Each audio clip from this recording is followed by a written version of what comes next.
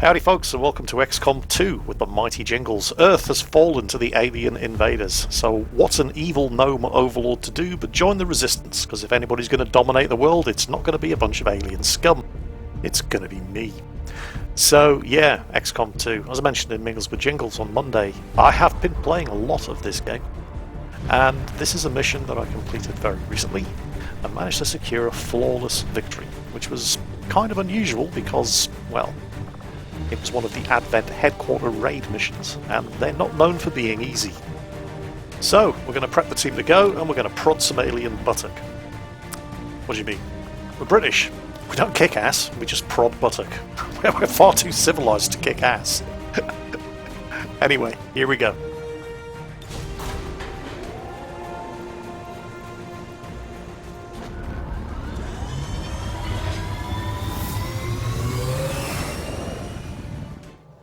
Right at the start of the mission, we've spotted an enemy patrol, so I set a couple of guys up in Overwatch, ready to spring an ambush, and Echo, my Polish psyker, is going to mind control the shield bearer. It's the guy in the middle. Now this has the benefit of him not being able to put energy shields up, which is what he's going to do right at the start, over the rest of his patrol, and I get to control him. And hopefully they're going to attack him instead of my squad. Of course, I've initiated an offensive action, so that's blown our cover. However, Jingles is on Overwatch. Have him. Critical hit. And unfortunately, Colonel Martin, my ranger, missed. Molly, Martin, you suck. Yes, you missed the target, and then things start to go horribly wrong. There are two automated defense turrets which have just reacted. Didn't know they were there. I've got Rita on Overwatch. On the high ground as a sniper. Come on, Rita. Now, Rita fires armor-piercing ammunition, so she's going to completely ignore that turret's armor value, and will do full damage to it. She takes it out in one shot. Yes, well done, Rita. Fortunately, now it's the aliens' turn, and that trooper managed to get away with it. And in the background, I can hear a heavily armoured mech approaching. Meanwhile, Diesel, my French grenadier, takes out the advanced trooper. So I've just got one turret to worry about, and I can use the shield bearer as long as he's under mind control from Echo. Remaining turret opens up and misses Colonel Martin, which was kind of lucky, although she was in very good cover, and I can still hear that heavily armoured sectopod rumbling around there in the background. That's affirmative. I'll move Colonel Martin up a little closer. She's got a shot at this thing, but it's still got heavy armour, and it's just outside of plasma grenade throwing range. I'll take a shot at it anyway. You can see the armour reduces the damage that she does to it by 3. Hard target, minimal damage. But now it's only got 2 health. My Korean grenadier tank isn't in range to shoot anything, so I'll move her up and then put her on Overwatch, because I can still hear that sectopod coming. Jingles has a 100% chance of hitting, and even if it is armoured, his plasma rifle is still going to be able to kill it because it only had 2 health remaining. Impressed yet? And Major Jingles is now Colonel Jingles. Hooray! He just earned himself a promotion. Right, so Echo, my Polish psychic operative, doesn't really have anything to do yet, although he's still mind controlling that shield bearer. I'm going to move him up and put him on Overwatch. Got it covered. Diesel on Overwatch, and I'm going to use this mind-controlled shield bearer to try to flush out that sectopod that you can hear clanking around in the background there. As generally speaking, whenever you make contact, once you've broken concealment at the start of a mission, whoever makes contact with an enemy also gets spotted by the enemy. And they tend to be the first one to get shot at, so I'll have them shoot at a mind-controlled shield bearer rather than one of my squad. Sectopods are very, very nasty. Wait until you see it. So we're going to move Colonel Martin up and stack her up on the door.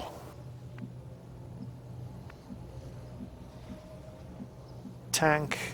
Yep. 10-4. This is kind of risky, because if there are any psychics guarding this facility, they have an ability where they can just plant an area of effect weapon disabling field down. And they could take all 4 of those out if I leave them all clustered up like that. I'm going to move Jingles up, Come get some. stack him up on the door, put him on Overwatch. Stepping off. Move Echo up. I don't want him to lose contact with the shield bearer that he's mind controlling. There's a range on that ability. And I want to move that shield bearer further into the complex. Diesel is going to reload his beam cannon. And then go back on Overwatch. Or is he? Ready to engage. Yeah, that's probably the safest thing to do. Let's move the shield bearer around. Try and draw some enemy fire. Nothing spotted yet.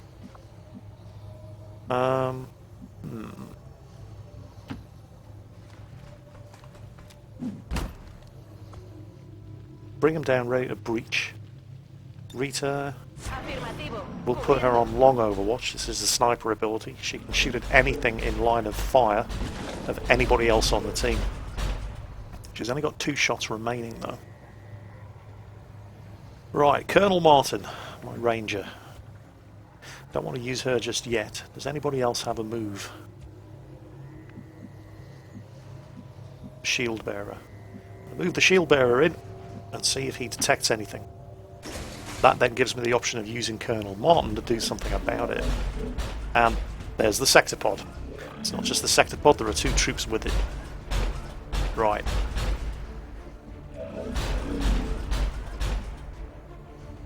I could use the shield bearer to attack them. But the shield bearer, it's called a shield bearer because it can give friendly troops an energy shield. Now he's probably going to die quickly, so this shield dies when he dies. But in the meantime, it's effectively given everybody 5 extra health.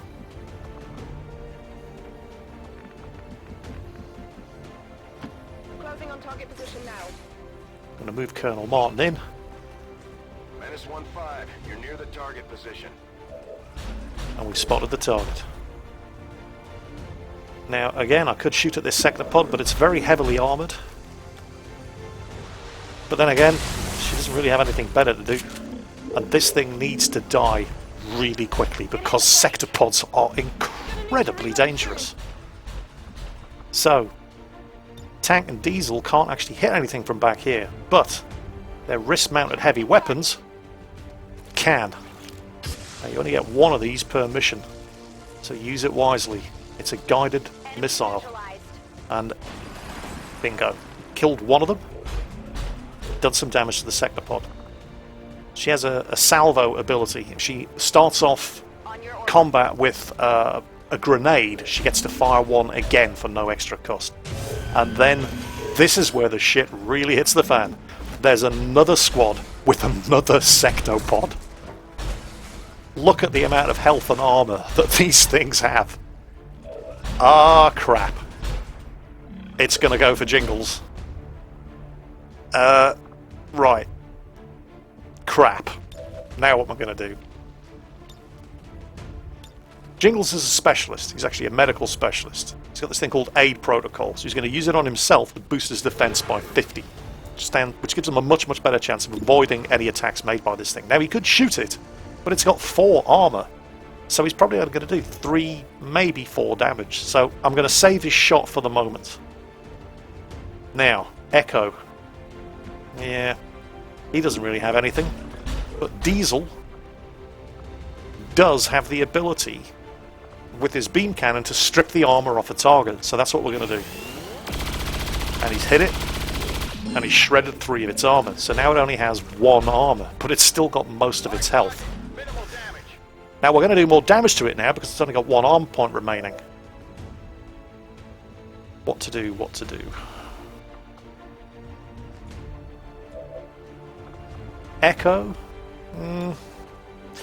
Okay. You have the power.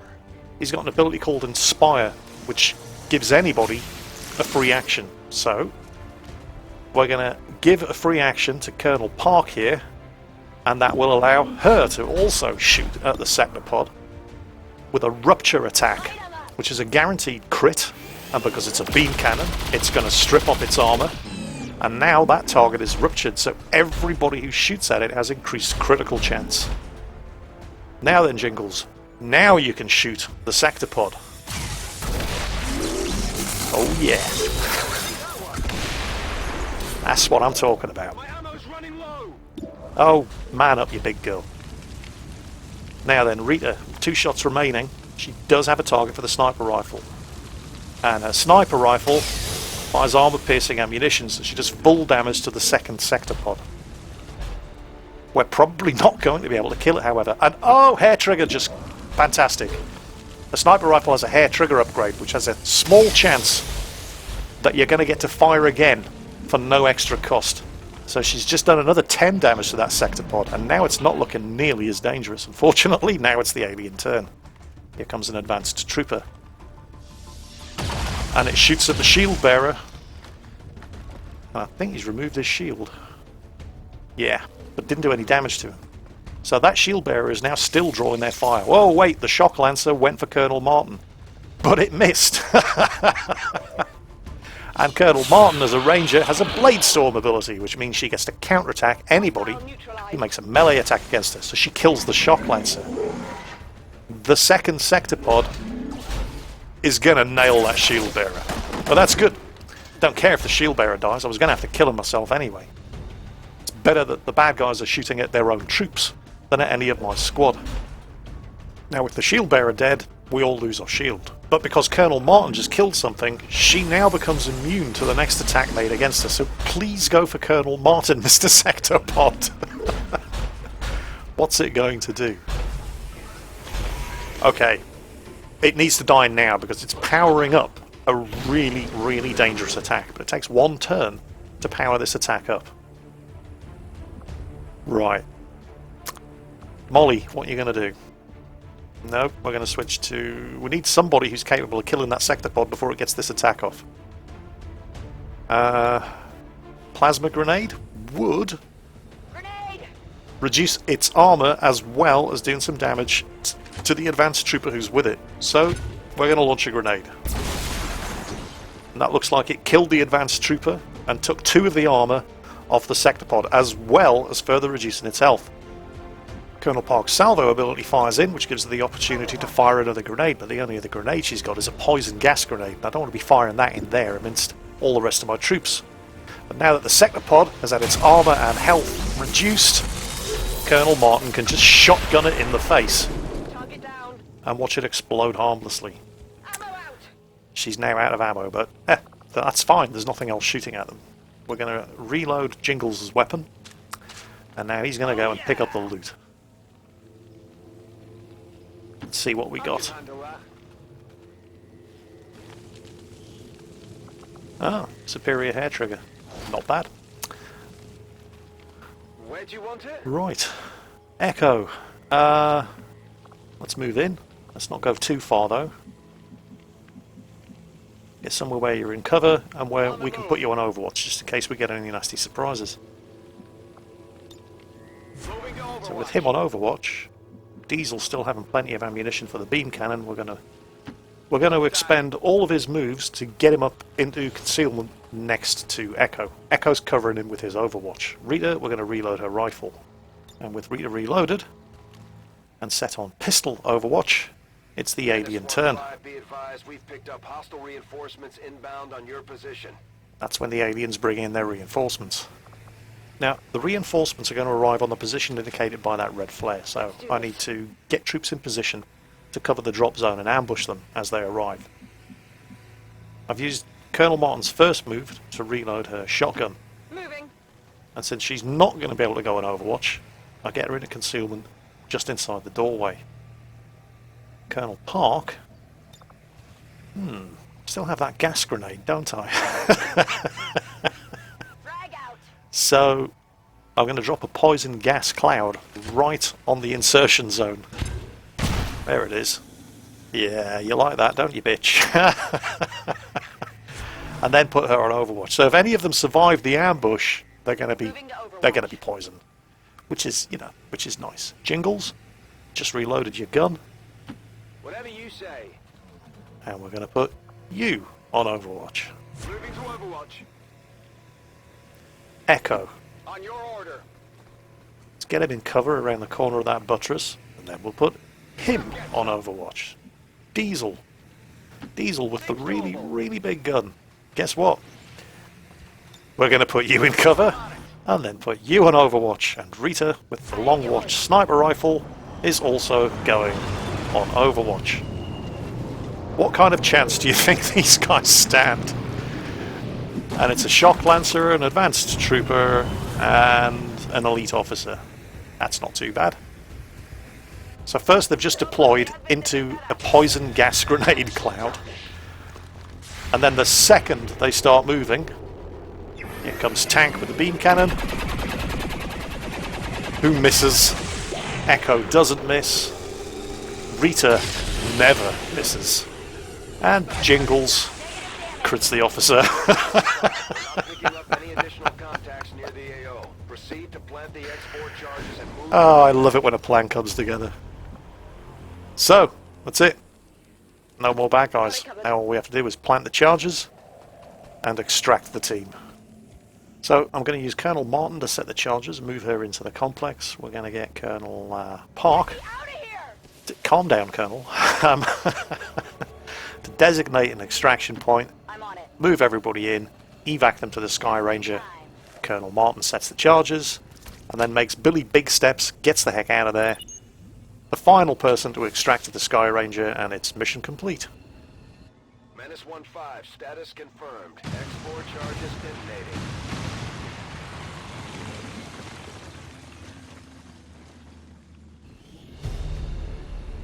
And it's not just a win, it's a flawless win. Not one member of the team took a single point of damage. I've had flawless wins before, but never on an Advent base raid, because they are tough missions.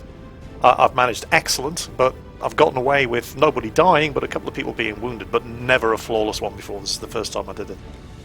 So, this is XCOM2, the game that I've been binging on since the weekend. It is fiendishly addictive. I just, well, can't get enough of it. I haven't been playing anything else for the last, 5 days? It's seriously, seriously good. And due to popular request, I've actually made available the character pool that includes Sharpshooter Rita, Big Sleep Sobral, and Specialist Paul Jingles Charlton, as featured in this very, very video. If you want the character pool that includes those two characters, as well as a couple of other surprises, link in the video description. Anybody can download it, import them into your own character pool in XCOM2, and play with Jingles and Rita, and Circumflexes and Quickie Baby, who are also created as XCOM2 characters. Let's just get Jingles promoted. Well-deserved final promotion to Colonel. Here we go. And what do we get? Restoration. Heals everybody on your team. Or capacitor discharge. Now, screw that. Jingles is a medical specialist. That's going to be nice. Right, XCOM 2. I hope you've enjoyed today's video. And as always, take care. And I'll catch you next time.